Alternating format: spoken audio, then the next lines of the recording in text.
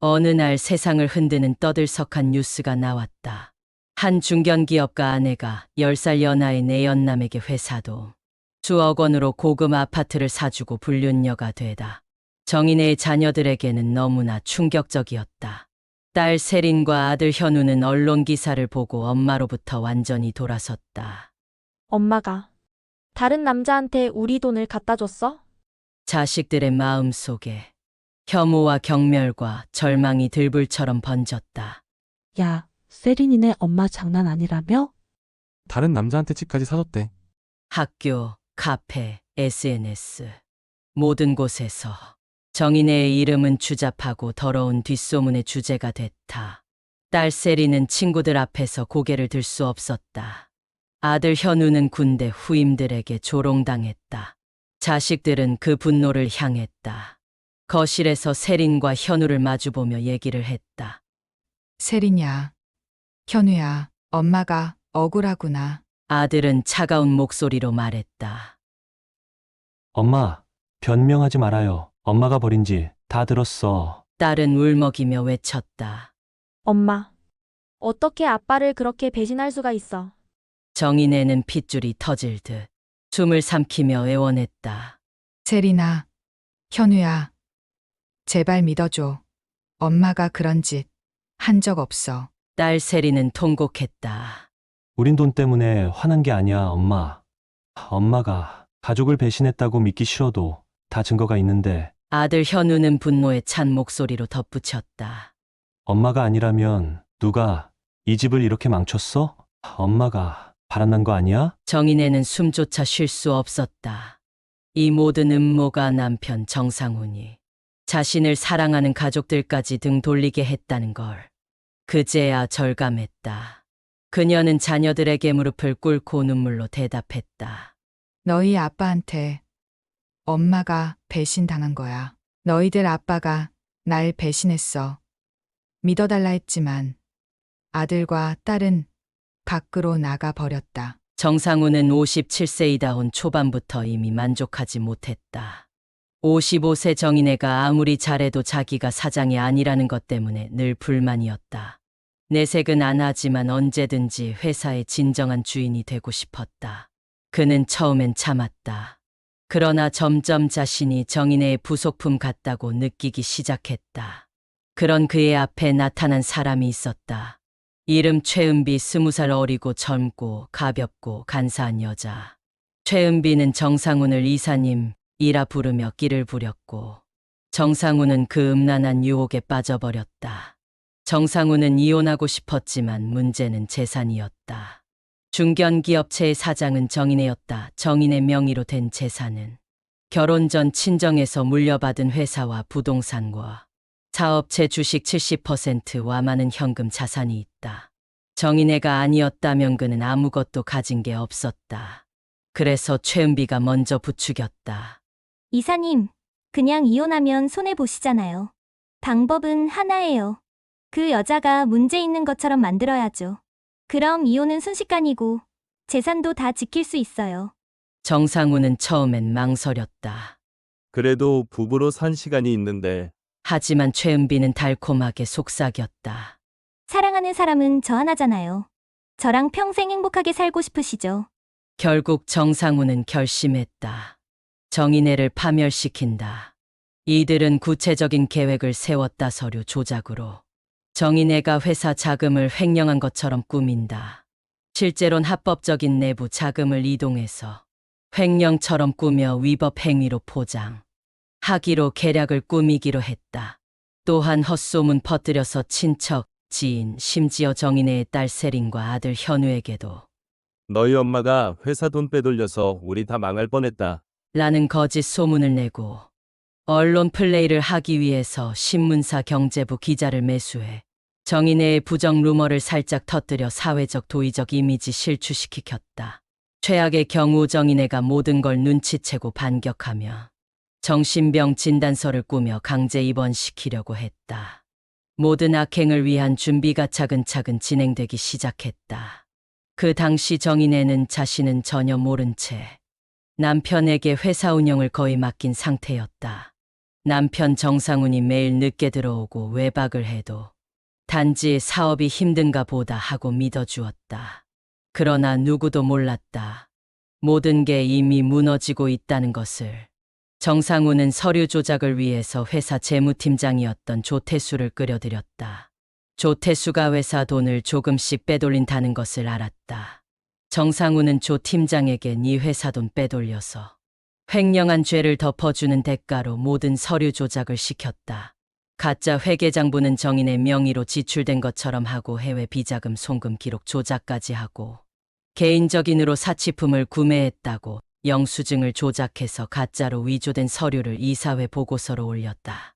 몇몇 직원들의 약점을 잡아 회유해서 정인의 대표가 가끔 현금을 빼갔다는 가짜 진술까지 받았다. 조태수 재무팀장은 또한 이중장부를 만들어냈다. 이중장부의 핵심 조작 포인트 회사 운영자금 수억 원이 특정 개인 계좌로 이체된 기록을 만들어냈다. 최영훈이라는 인물명이었다. 정인애와는 결코 상관없는 사람이었다. 하지만 정상훈과 최은비는 정인의 대표가 최영훈이라는 남자와 내연 관계였고 그 남자에게 회사 돈을 빼돌려준 것이라고. 소문이 났다. 장부에는 정인의 승인 도장이 가짜로 찍혀 있었고 이메일 캡처까지 조작해서 정인애가 직접 최영훈에게 송금을 지시한 것처럼 꾸몄다. 사업자금을 남자에게 빼돌린 조작된 정황을 만든 최은비는 여기서 한 발 더 나갔다. 은행 지점장을 매수해서 정인의 대표님과 최영훈 씨 앞으로 부동산 샀다고 조작된 대출 서류를 만들었다.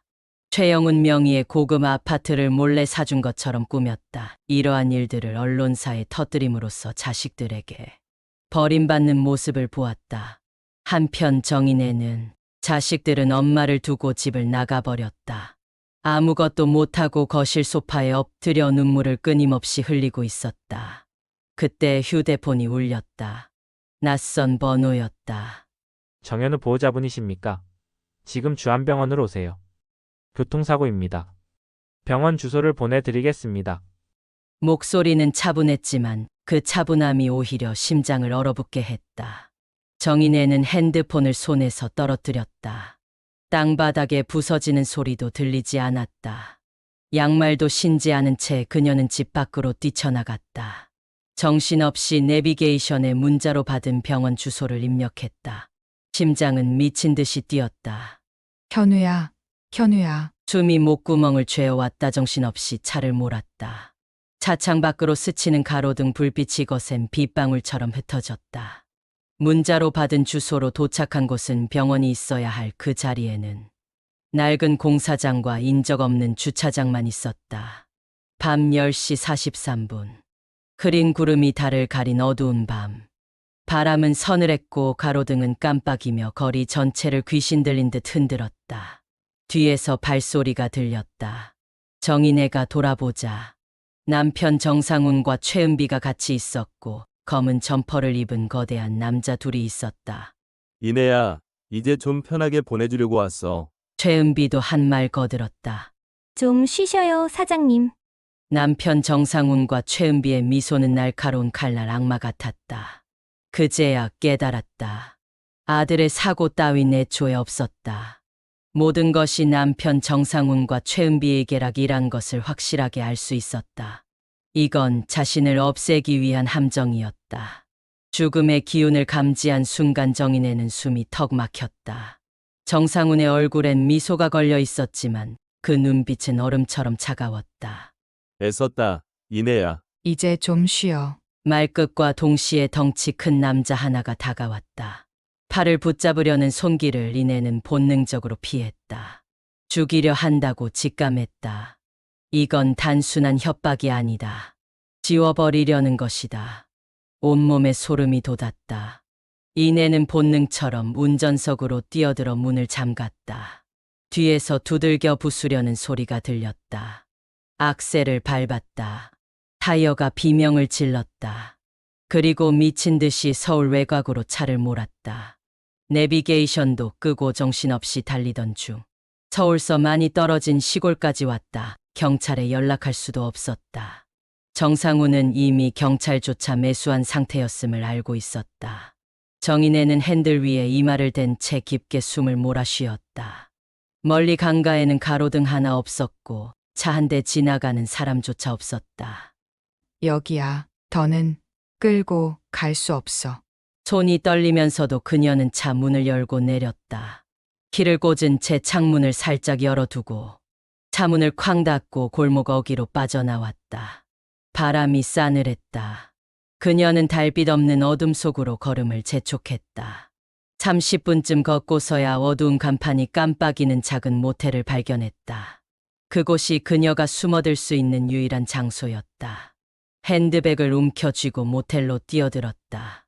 방 하나 주세요. 카운터에 쪼그려 앉아 담배를 피우던 주인이 키를 주면서 방 203호로 안내했다. 문을 걸어 잠그고 커튼을 죄다 쳤다. 심장이 터질 듯 뛰었지만 아직 끝이 아니었다. 남편과 최은비는 당연히 그녀를 뒤쫓을 것이다. 그리고 그날 밤 모텔 주변을 배회하는 검은색 벤 차량을 창문 틈새로 보았다. 그녀는 깨달았다. 내가 살아남으려면 모든 걸 포기하고 사라져야 한다. 바람은 뼈를 꺾을 듯 불어왔고 낡은 가로등 불빛마저 이리저리 흔들리고 있었다. 골목길은 미로처럼 꼬여 있었고 습기와 곰팡이 냄새가 가득한 어둠이 짙게 깔린 곳이었다. 쓰레기 더미가 구석마다 쌓여 있었고 벗겨진 벽돌 틈새로는 쥐들이 스쳐 지나갔다. 그곳에서 정인애는 마지막 숨을 숨기고 있었다. 낡은 모텔 방. 벽지는 군데군데 곰팡이 얼룩이 번져 있었고 천장에는 벌레 한 마리가 기어다녔다. 방 안은 눅눅한 먼지 냄새로 가득했다. 밤 11시 36분. 밖은 굵은 비가 쏟아지고 있었다. 차가운 비 냄새가 문틈 사이로 스며들어 방 안까지 들어왔다. 정인애는 문을 2번, 3번 또 잠갔다. 그런 다음 몸을 웅크리고 낡은 침대 모서리에 앉았다. 손이 떨렸다. 얼굴도 떨렸다. 거칠게 헐떡이는 숨을 멈추려고 손바닥으로 입을 틀어막았다. 정인애는 무릎을 끌어안고 흐느꼈다. 숨을 들이쉴 때마다 가슴이 찢어지는 것 같았다. 창밖으로 한 대의 트럭이 느릿느릿 지나갔다. 비를 맞으며 흔들리는 간판, 깨진 가로등 불빛 아래로 트럭 그림자가 길게 늘어졌다. 정인애는 긴장을 놓지 못한 채 창문에 바짝 다가갔다. 혹시 저놈들이 따라온 건 아닐까. 하지만 트럭은 그냥 지나갔다. 그녀는 작은 숨을 내쉬었다. 그리고 머릿속에 선명하게 하나의 목소리가 울렸다. 이대로 죽을 수는 없어. 내가 잃은 것들을 반드시 되찾을 거야. 다음 날 새벽. 다른 곳으로 이동하기 위해서 정인애는 모텔에서 나왔다. 비는 그쳤고 검푸른 새벽 하늘에 서리가 얇게 깔려 있었다. 어깨를 움츠린 채 비를 맞으며 걷다가 모퉁이에 있던 허름한 편의점 앞에 멈췄다. 새벽 공기 속 정인애는 헐떡이며 편의점 문을 밀어 열었다. 싸늘한 형광등 아래 매캐한 라면 냄새가 퍼져 있었다. 온몸이 젖어 있었고 신발은 진흙투성이었다. 몸을 웅크린 채 음료 코너에 기대 선 순간 낯선 남자가 다가왔다. 회색 점퍼 차림에 머리를 단정히 빗은 중년 남자였다. 늦은 시간에도 깔끔한 정장 바지와 운동화를 신은 모습이 눈에 띄었다. 괜찮으십니까? 남자의 목소리는 낮고 침착했다. 정인애는 움찔하며 몸을 뒤로 뺐다. 사람을 믿을 수 없었다. 모든 시선이 의심스러웠다. 괜찮으십니까? 정인애는 흠칫하며 고개를 들었다. 본능적으로 거리를 두려 했지만 이 남자의 눈에는 가식이나 위선이 보이지 않았다. 거짓된 친절도 지나친 관심도 아니었다. 말로 설명할 순 없지만 극한의 불안 속에서도 느껴지는 조심스럽고 깊은 배려였다. 네, 괜찮습니다. 정인애는 조심스럽게 대답했다. 강도윤은 고개를 끄덕였다. 밖에 사람들이 있습니다. 조금 수상해 보였습니다. 정인애는 숨이 멎는 듯 몸을 굳혔다. 혹시 저를 노리고 있는 걸까요? 강도윤은 주위를 둘러보며 낮은 목소리로 말했다. 그럴 가능성이 높습니다. 차 안에 앉은 남자들이 당신을 주시하고 있었습니다. 정인애의 손끝이 하얗게 질렸다. 눈물이 맺히려는 걸 애써 참으며 그녀는 물었다. 왜 저를 돕는 겁니까? 강도윤은 천천히 대답했다. 나중에 얘기해요. 저들과 눈을 마주치지 말고 제 뒤를 따라오십시오. 아무 일 없는 척 자연스럽게. 정인애는 깊이 숨을 들이마셨다. 떨리는 다리를 힘겹게 움직이며 강도윤의 등 뒤를 따랐다. 강도윤은 짧게 눈짓했다. 지금입니다. 정인애는 심장이 터질 듯한 소리를 들으며 그의 뒤를 따랐다. 문을 열고 나서자 저녁 어스름 속에 가로등 불빛이 부옇게 퍼져 있었다. 새벽 공기는 눅눅했고 어디선가 빗방울이 한두 방울 떨어졌다. 새벽 찬 바람이 피부를 스치고 지나갔다. 검은 SUV가 부릉대며 조금씩 움직였다. 차 안의 남자들은 핸드폰을 쥐고 뭔가를 지시하는 듯 분주했다. 강도윤은 자연스럽게 한쪽 손을 들어 정인애를 자신의 몸으로 가리며 편의점 옆 좁은 골목으로 이끌었다. 골목은 오래된 담벼락과 쓰레기 더미가 뒤섞인 음침한 곳이었다. 숨을 죽이십시오. 그의 목소리는 바람보다 낮았다. 정인애는 겁에 질린 채 고개를 끄덕였다. SUV 남자 하나가 편의점 문을 열고 들어가는 소리가 멀리서 들렸다. 여기야! 누군가 외쳤다. 저기 있다! 순간 뒤에서 거칠게 발소리가 쫓아왔다. 날 따라와요. 뛰세요. 강도윤은 짧게 말하고는 먼저 달리기 시작했다. 정인애는 온몸을 던져 그의 뒤를 따랐다. 가로등 사이를 빠르게 스치며 낡은 철제 계단을 넘어 진흙탕 웅덩이를 피하고 좁은 길을 꺾고 꺾으며 달렸다. 구불구불 이어진 골목 안 숨이 목구멍까지 차오른다. 비가 본격적으로 내리기 시작했다. 비가 얼굴을 때리고 바닥은 미끄러워졌다. 뒤에서 들리는 쫓는 발소리와 SUV 타이어가 물을 가르는 소리가 엇갈렸다. 모든 감각이 살아나는 듯했다. 왼쪽입니다. 강도윤의 목소리를 따라 왼쪽으로 꺾는 순간 번쩍 주차된 흰색 트럭이 시야를 가로막았다. 운전석 안에 노인이 창밖을 보고 있다가 두 사람과 쫓아오는 남자들의 모습을 얼핏 본다. 강도윤은 순간 판단했다. 트럭 뒤로 숨으십시오. 트럭 뒤 짐칸 옆으로 몸을 낮추며 숨었다. 정인애는 정신없이 숨을 몰아쉬었다. 세상이 조용해진 것 같았다. 빗소리만이 골목을 때렸다. SUV 남자들은 갈림길에서 잠시 머뭇거리다 방향을 틀어 반대편으로 달려갔다. 트럭 노인은 미간을 찡그리며 모른 척 다시 운전석에 앉아 담배를 피웠다. 지금입니다. 뛰어요. 강도윤이 낮게 말했다. 두 사람은 다시 일어났다. 사거리를 지나 비탈진 오르막 골목을 올라 가파른 경사면 끝에 자리한 허름한 모텔 간판이 보였다. 모란장 모텔 빛이 반쯤 나간 붉은 네온 사인이 빗속에서 깜빡였다. 강도윤은 모텔 문을 밀고 들어가며 조용히 말했다. 방 하나 주세요. 방 키를 받아들고 두 사람은 모텔 방으로 들어갔다. 이곳은 당분간 안전할 겁니다. 정인애는 쏟아지는 새벽비를 맞은 채 주저앉고 싶을 만큼 지쳐 있었지만 오히려 눈빛은 살아있었다. 창밖에는 가로등 불빛만 아득했다. 정인애는 의자에 등을 붙이고 조심스럽게 강도윤을 바라봤다. 그녀는 여전히 경계하는 눈빛이었다. 손끝이 가늘게 떨렸다. 강도윤은 잠시 그녀를 지켜보다가 가방에서 두툼한 파일을 꺼냈다. 흰 종이 더미가 부드럽게 탁자 위에 펼쳐졌다. 그리고 먼저 자기를 소개를 했다. 제 이름은 강도윤입니다. 강도윤 씨? 네. 잠시 이쪽으로 오셔서 이걸 보십시오. 정 여사님. 그는 조심스럽게 파일을 밀어주었다.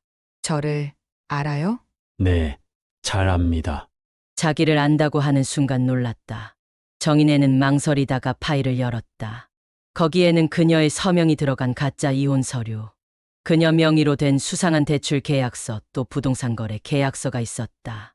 모두 그녀가 단 한 번도 본 적 없는 것들이었다. 이게 뭐죠? 정인애는 목소리가 떨렸다. 강도윤은 천천히 말했다. 정 여사님, 이건 정성훈 씨 쪽에서 준비한 증거 조작 파일입니다. 처음부터 여사님을 사기꾼으로 만들고 재산을 싹 가져가려는 계획이었지요. 정인애의 손이 파이를 꼭 쥐었다. 가슴이 저리게 아팠다. 왜 이런 게 시장에 있는 거죠? 이 사람들은 이미 재산을 가져갔잖아요. 정인애가 힘겹게 물었다. 강도윤은 눈빛을 가볍게 내리깔았다. 원래 이런 불법 문서들은 보험처럼 복제해둡니다. 만약의 경우를 대비해서요. 게다가 돈이 되는 문서들은 암시장에서는 이런 정보가 가치가 있습니다. 가치? 예. 정상훈을 협박할 수도 있고, 여사님을 경찰에 넘길 수도 있고, 심지어 가짜 문서를 이용해 다른 재산까지 자기 거라고 우길 수도 있습니다. 그들에게는 아직도 여사님이 위험한 존재인 겁니다. 완전히 없애야 마음이 편한 거죠. 정인애는 숨이 막힐 것 같았다. 자신이 짓지도 않은 죄로 세상에서 완전히 지워질 뻔했던 것. 모든 게 무서운 현실이었다. 그럼 나를 죽이려던 건가요? 그녀는 속삭였다. 강도윤은 고개를 천천히 저었다. 죽음도 방법 중 하나였겠지만 더 교묘한 방법도 있었을 겁니다. 사고로 위장하거나 정신병원에 강제로 입원시키거나 실종된 것처럼 꾸미는 거죠. 정인애의 두 눈에 싸늘한 공포가 어려갔다. 그러나 강도윤은 따뜻하고 단단한 목소리로 이어갔다. 걱정하지 마십시오. 제가 여사님을 찾아낸 건 단순한 우연이 아닙니다. 전 이미 이 사람들 뒤를 어느 정도 파악했습니다. 그리고 저는 여사님을 도와드리고 싶습니다. 왜요? 강도윤 씨는 왜 저를 도와주시려는 건가요? 솔직히 제가 지금은 아무도 믿을 수가 없습니다. 강도윤은 가만히 고개를 끄덕였다. 잠시 하늘을 바라보던 그는 깊은 숨을 내쉬며 입을 열었다. 당연합니다. 당연히 그러셔야죠. 저도 예전에 모든 걸 잃고 아무도 믿을 수가 없었습니다. 정인애가 조심스럽게 그를 바라보았다. 무슨 일이 있었던 건가요? 저는 한때 소박하지만 안정된 삶을 살고 있었습니다. 20여 년간 한 중견기업의 관리직으로 근무하며 성실히 돈을 모았고 은퇴를 앞두고 있었죠. 아이들은 대학을 졸업하고 막 사회에 나가 자리 잡기 시작했으며 은퇴 후 아내와 함께 작은 여행을 다니며 살아가려는 소박한 꿈이 있었습니다. 그때 정상훈이 다가왔습니다. 퇴직 이후 뭐 하실 계획이십니까? 요즘은 그냥 쉬면 손해입니다. 작게 시작해도 좋으니 안정적인 부동산 투자에 참여해 보시죠. 정상훈은 완벽한 외모와 달변, 그리고 번지르르한 인맥을 자랑했죠. 강도윤의 몇몇 지인들도 정상훈에게 투자를 맡기고 있었습니다. 다른 분들도 이미 참여하고 계십니다. 안정적인 건설 프로젝트라 절대 위험 없습니다. 강도윤은 몇 달을 망설였지만 주변 사람들의 성공담과 정상훈이 제시하는 법적으로 안전한 계약서를 보고 투자하기로 마음먹었습니다. 퇴직금 전액과 아내 명의로 된 작은 상가 건물과 본인 명의로 된 15평짜리 아파트까지 모든 재산을 투자했었습니다. 처음 몇 달은 모든 게 순조로워 보였죠. 소액의 이익 배당금도 몇 번 입금되었습니다. 그러나 1년이 지나자 갑자기 배당금이 끊겼습니다. 연락이 끊긴 정상훈 대신 새로운 변호사들이 나타나 프로젝트 부도를 통보했습니다. 죄송합니다. 법적으론 책임이 없습니다. 모든 위험성은 서류에 명시되어 있었습니다. 저는 항의했지만 돌아오는 건 싸늘한 법률 용어와 무력감뿐이었습니다. 처음부터 설계된 사기였다는 것을 다 읽고 나서야 알았습니다. 그 후에 우리는 퇴직 후 계획했던 여행이 모두 무산되고 아이들의 결혼 자금도 다 없어졌습니다. 가장 참담했던 것은 아내가 병을 얻었습니다. 스트레스성 심장병이었습니다. 강도윤의 목소리가 아주 미세하게 떨렸다. 좋은 병원에 보내줄 형편도 되지 않았습니다. 결국 열악한 환경에 저렴한 요양병원에 입원했습니다. 정인애는 눈시울이 붉어졌다. 아내는 병상에서 누워있다가 여러 가지 합병증으로 저 세상을 갔지만 제일 큰 이유는 화병으로 세상을 떠났습니다. 정인애가 숨죽이며 강도윤을 바라봤다. 그녀는 손끝이 떨리는 것을 애써 참았다. 강도윤은 계속 말을 이어갔다. 저는 혼자 허름한 원룸에서 아내의 유품을 끌어안고 밤새 통곡했습니다.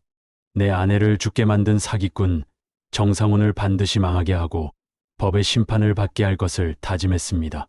강도윤의 눈빛은 절망이 아니라 단단한 결의로 가득 차 있었다.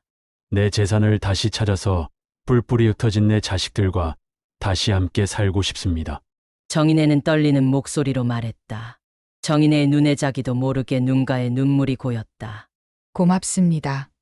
강도윤 씨, 당신의 아픔을 들려줘서요. 그녀는 떨리는 목소리로 덧붙였다.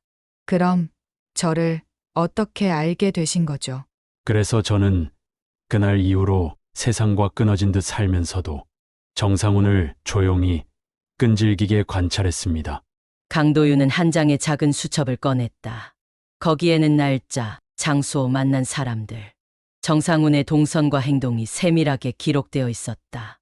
그리고 최은비하고 2년 전쯤부터 불륜관계라는 사실도 기록이 되어 있었다. 최은비와 그렇게 오랫동안 불륜으로 나를 속여왔군요. 용서할 수가 없어요. 네. 그리고 1년 전쯤 정상훈이 당신과 관련된 사람들과 자주 접촉하는 걸 알게 되었습니다. 정인애가 놀라서 눈을 크게 떴다. 그는 당신을 속이려 했고 이젠 당신을 없애려고 합니다. 저는 그것을 보고 정인애 씨의 안전을 위해 정인애 씨를 계속 주시하고 있었습니다. 정상훈에 대해서는 법적으로는 손댈 수 없다는 것을 알았기에 항상 지켜보면서 기록할 거는 꼬박꼬박 기록하고 있었습니다. 정인애가 조심스럽게 물었다. 강도윤 씨는 이 모든 일을 계획하고 계셨던 건가요? 정상훈 씨를 무너뜨릴 방법을? 도윤은 미소도 없이 고개를 끄덕였다. 네.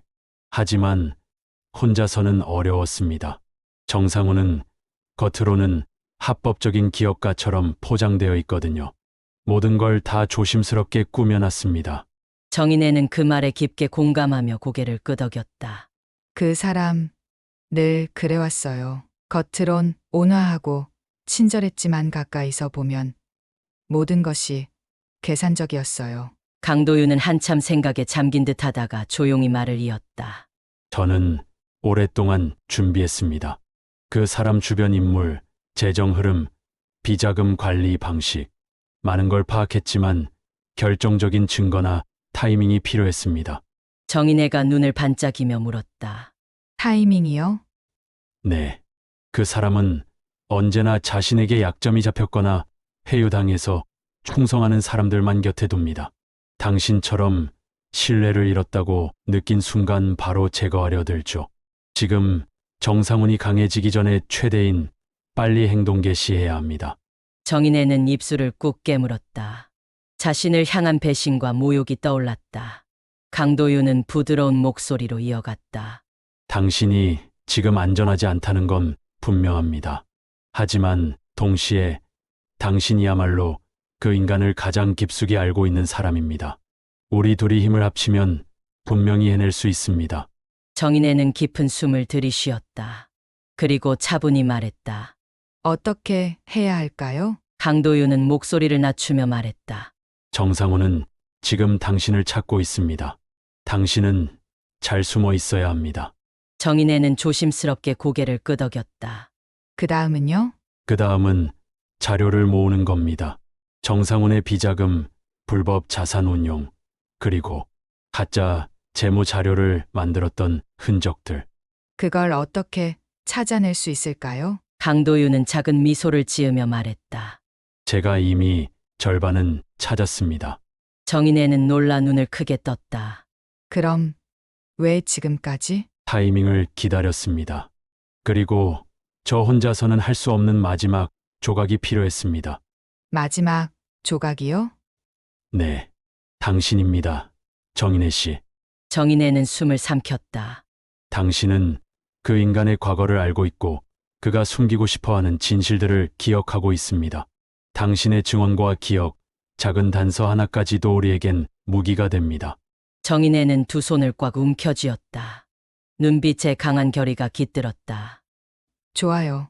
강도윤 씨, 저도 함께 하겠습니다. 지금껏 저를 짓밟아온 그 인간에게 반드시 대가를 치르게 할 겁니다. 강도윤은 가볍게 고개를 숙였다.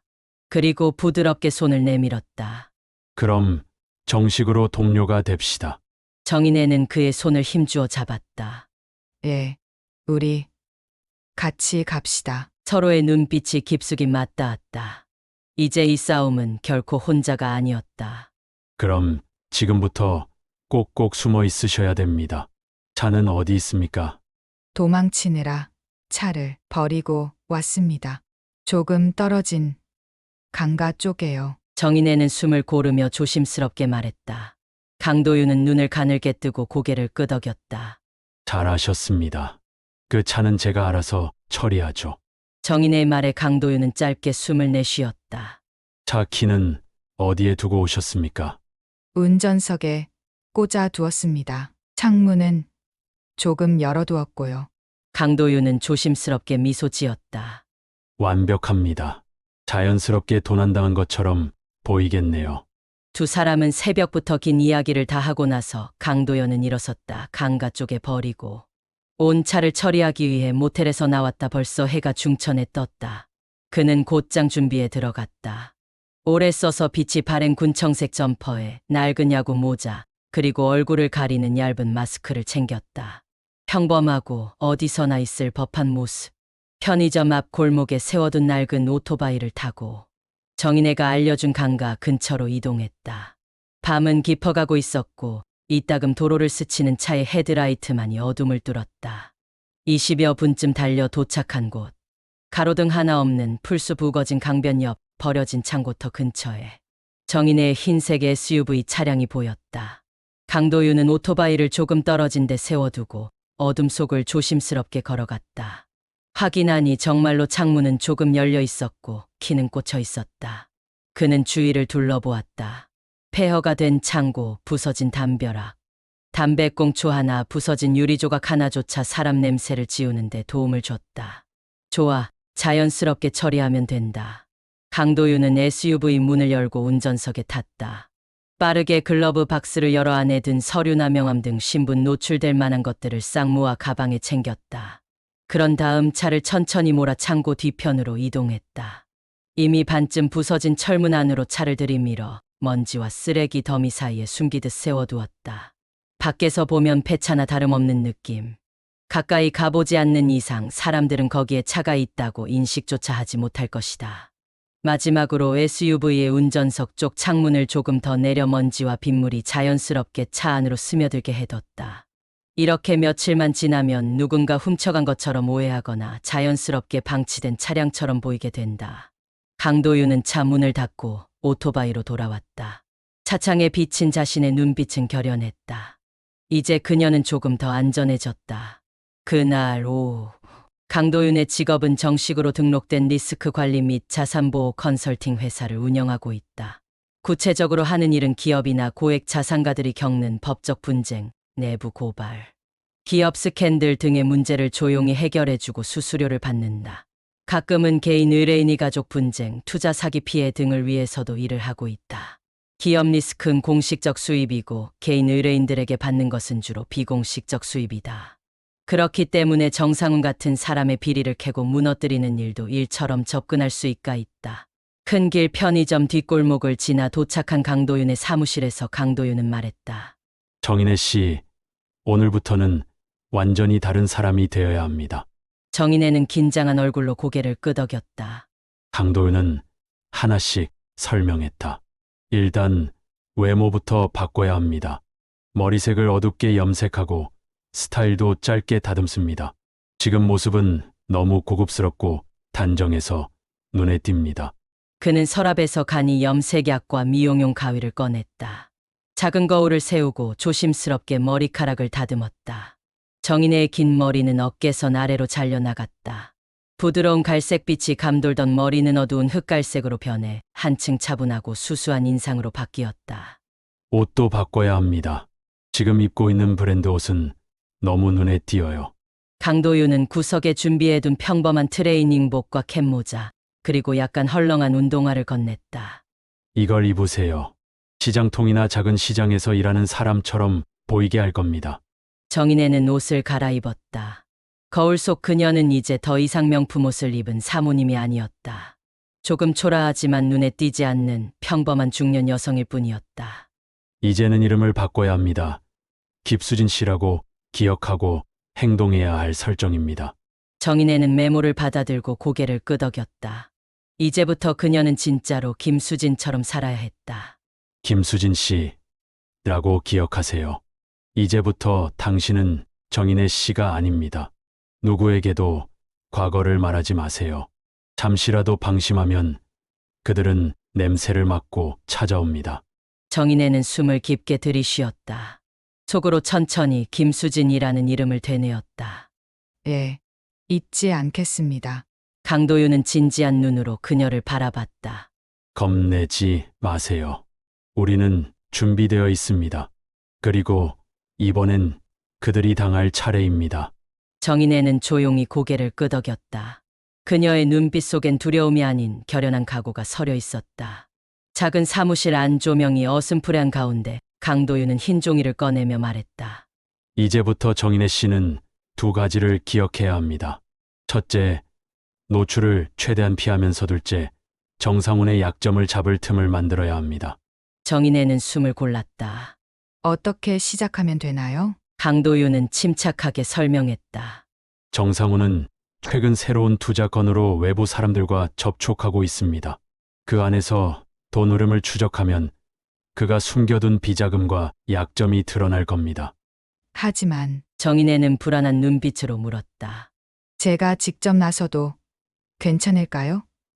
정상훈은 절 찾고 있을 텐데요. 강도윤은 고개를 저었다.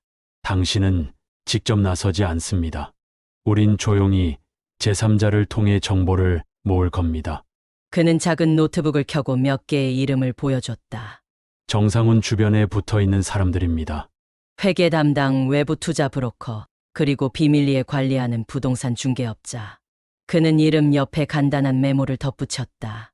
회계 담당 김도현 40대 초반, 정상훈과 대학 동문. 외부 투자 브로커 박정수 50대 중반, 전직 은행 지점자.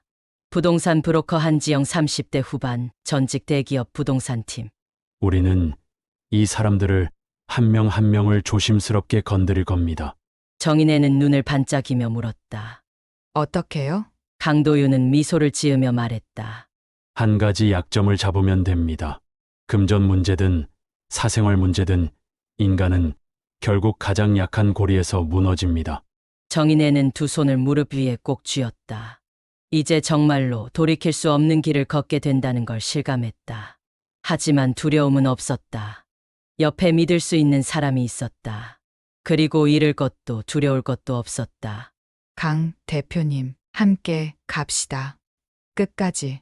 강도윤은 잠시 눈을 감았다가 고개를 끄덕였다. 네, 함께 갑시다. 조용하지만 단단한 약속이었다. 이내는 여인숙의 숙소를 정했다. 커튼은 빛바랜 초록색, 바닥은 삐걱거렸고 방 안은 눅눅한 먼지 냄새가 가득했다. 하지만 그날 밤 그녀에겐 숨을 곳이 필요했다. 며칠 동안 강도윤은 조용히 움직였다. 정인애는 여인숙 방에서 창문 틈으로 비치는 외부를 노심초사 지켜보며 버텼다. 드디어 준비가 끝났다. 강도윤은 도시 외곽을 넘어 산과들이 펼쳐진 작은 시골 마을로 그녀를 데려갔다. 그곳은 시장이 가까웠고 사람들은 남의 일에 별로 관심을 두지 않았다. 담장이 삐죽한 오래된 작은 집, 방 2칸짜리 하숙집이었다. 집주인 할머니는 돈만 제때 내면 이름도 과거도 묻지 않았다. 이제부터 김수진 씨입니다. 강도윤이 조심스럽게 말했다. 새로운 이름, 새로운 삶이 시작되었다. 정인애는 새로 옮긴 작은 시골집에 짐 하나 없이 앉아 있었다. 허름한 방 2칸. 낡은 장판은 여기저기 해졌고 벽지도 곳곳이 벌어져 있었다. 그마저도 그녀에겐 감사했다. 창문을 열면 바로 논과 밭이 펼쳐졌다. 시골 특유의 흙냄새와 저 멀리서 들려오는 트럭 소리, 닭이 우는 소리가 바람을 타고 집 안까지 스며들었다. 하숙집 할머니는 투박하지만 따뜻했다. 시골 작은 집 툇마루에 앉아 붉게 물든 하늘을 바라보던 정한애는 먼지 날리는 비포장 도로를 따라 다가오는 검은 SVU 자동차를 보았다. 검은 선글라스를 벗으며 다가온 그는 오래 생각한 듯 단호한 목소리로 말했다. 이내 씨, 이젠 이내 씨가 아파할 차례가 아니라 그들이 고통받을 차례입니다. 정인애는 눈을 질끈 감았다가 뜨며 고개를 끄덕였다. 두 사람은 그렇게 복수를 결심했다. 처음 강도윤이 시작한 건 정상훈 주변 인물들에 대한 면밀한 조사였다. 강도윤은 옛 경찰 친구와 세무사, 브로커 인맥까지 총동원해 조심스럽게 그들의 숨겨진 치부를 끄집어냈다. 조태수, 정인의 명의로 된 계약서와 공증을 조작한 장본인. 과거 위조 전과도 숨기고 있었다. 김도현, 정상훈과 대학 동문이며 회사 재무를 맡으며 정상훈의 지시로 재무제표를 조작, 비자금 계좌를 관리하고 있었다. 박정수, 전직 은행 지점장 투자 유치를 미끼로 투자자들에게 사기치고 정상훈과 이익을 나눴다. 한지영, 부동산 브로커이며 부동산 거래를 조작해 빼돌린 돈을 세탁하는 역할을 했다. 최은비, 정상훈과 내연 관계를 맺으며 정인의 재산을 갈취하는데 적극 가담했다. 이들 중 한 사람만 건드릴 게 아니라 직접 한 놈도 놓치지 않고 응징할 것입니다. 강도윤은 그렇게 말하며 조용히 움직였다. 첫 번째 타깃은 조태수였다. 강도윤은 그의 과거 서류 위조 사건 파일을 들고 직접 찾아갔다. 조태수는 벌벌 떨었다. 강도윤은 담담히 말했다. 내가 조작한 서류들 경찰에 넘길까? 아니면 자백하고 살 길 찾을래? 조태수는 한숨처럼 자백했다. 과거 정인의 재산을 빼앗기 위해 정상훈의 지시로 서류를 위조하고 거짓 공증을 했던 모든 과정을 털어놨다. 강도윤은 녹음기를 켜놓은 채 고개를 끄덕였다. 두 번째는 김도현. 강도윤은 세무사를 통해 김도현이 숨긴 비자금 계좌를 알아냈다. 해외로 빼돌린 돈이 구체적으로 드러났다. 김도현을 불러내며 강도윤은 사진 한 장을 꺼냈다. 김도현 이름으로 해외 계좌가 찍힌 화면. 세무조사 들어가기 전에 내 입으로 말하지 그래? 김도현은 얼굴이 사색이 됐고 곧바로 모든 조작 과정을 자백했다. 강도윤은 또다시 조용히 녹음 버튼을 눌렀다. 박정수는 투자 사기 명단을 쥔 채 불안에 떨고 있었다. 강도윤은 은행 지점에 몰래 들어가 그가 불법 대출을 주선한 기록을 포착해왔다. 박정수에게는 짧고 강렬하게 말했다. 은행감독원에 넘길까? 너 하나로 끝날 문제 아니거든. 박정수는 울먹이며 사기를 인정했다. 투자 사기, 자금 세탁, 부정거래 모두 사실이었다. 한지영 역시 무너졌다. 부동산 사기를 통해 현금을 빼돌리고 서류를 조작해 이중계약을 벌였던 사실이 드러났다. 강도윤은 부동산 팀을 통해 다운 계약서 원본을 입수했다. 한지영은 백기를 들 수밖에 없었다. 그리고 최은비, 가장 쓰디쓴 복수의 대상. 강도윤은 기술자를 고용해 최은비와 정상훈이 주고받은 수천 통의 메시지를 복원했다. 거기에는 정인애를 어떻게 속이고 재산을 빼앗을지, 어떻게 이혼을 유도할지 세세하게 계획한 내용이 고스란히 담겨 있었다. 최은비에게 자료를 내밀었을 때 그녀는 얼굴이 하얗게 질리더니 고개를 떨궜다. 내가 한 짓, 이제 세상에 알릴 거야. 강도윤은 그렇게 말하고 돌아섰다. 모든 증거가 준비됐다. 강도윤은 자료를 USB에 정리했다. 스크린에 띄울 영상까지 편집했다. 정인애는 긴장된 마음으로 그의 옆에서 모든 걸 지켜보았다. 드디어 취임식 당일. 정상훈은 새 회사의 사장으로 화려하게 등극할 준비를 하고 있었다. 축하 인파가 몰리고 샴페인이 터졌다. 갑자기 취임식 안에는 조명이 꺼졌다. 그리고 대형 스크린이 켜졌다. 조용한 정적 속에 한 문장이 떠올랐다. 이 모든 성공은 거짓과 배신 위에 세워졌습니다. 서류들과 장부들이 스크린을 채우고 있었고 조태수, 김도연, 박정수, 한지영 그리고 최은비 이들이 자백하는 대화 녹음이 하나씩 스크린을 채웠다. 모든 사람들이 충격에 빠졌다. 카메라 플래시가 터지고 기자들은 난리법석을 떨었다. 그 한가운데 정인애는 고급스러운 드레스를 입고 천천히 무대 위로 걸어올랐다. 그녀는 마이크를 잡고 담담히 말했다. 나는 정인애입니다. 이 자리를 빼앗기 위해 그들은 제 모든 것을 짓밟았습니다. 오늘 진실을 바로잡습니다. 정상훈은 그 자리에서 체포됐다. 최은비 역시 도망치지 못했다. 조태수, 김도현, 박정수, 한지여 모두 구속되거나 벌금을 맞았다. 정의가 뒤늦게나마 바로 섰다. 몇 달 후 아이들은 돌아왔다. 엄마, 미안해. 정말 미안해. 엄마 미안해요. 정인애는 아이들을 꼭 껴안았다. 모두 서로 부둥켜 안고 울었다. 강도윤 씨도 아이들과 함께 살 수 있는 기반을 다시 세웠다. 정인애는 이제 정상훈과 최은비가 빼앗으려 했던 회사, 그 자네를 다시 일으키기로 했다. 하지만 세상은 냉정했다. 재기하려면 든든한 조력자가 필요했다. 바로 그때 강도윤이 말했다. 내가 이내 씨 옆에 있을게요. 회사 경영은 내가 뒷받침할게요. 강도윤은 철저했다. 법적 분쟁을 마무리하고 정리된 자산을 기반으로 회사를 안정시켰다. 언제나 침착하고 단단하게 정인애를 지켰다. 정인애는 알았다. 그가 없었다면 여기까지 올 수 없었을 거라는 걸. 그 후 정인애 65세와 강도윤 64세는 서로를 인생의 마지막 동반자로 받아들였다. 회사는 작은 규모로 안정적으로 성장했고 강도윤은 정인애에게 같이 늙어가자. 아니, 같이 살아가자. 고백했다. 정인애는 예, 도윤 씨. 강도윤은 조심스럽게 정인애의 손을 잡았다. 거칠지만 따뜻한 손. 정인애는 그 손을 놓지 않았다. 눈을 감고 그의 어깨에 머리를 기대었다. 그들의 사랑은 요란하지 않았다. 젊은 날의 불같은 사랑이 아니라 서로의 상처를 알아주는 조용하고 깊은 사랑이었다. 진짜 사랑은 상처를 덮어주고 다시 일어설 힘을 주는 것입니다. 오늘도 끝까지 함께 해주셔서 감사합니다. 구독, 좋아요, 알림 설정 꼭 부탁드려요. 우리도 끝까지 사랑합시다.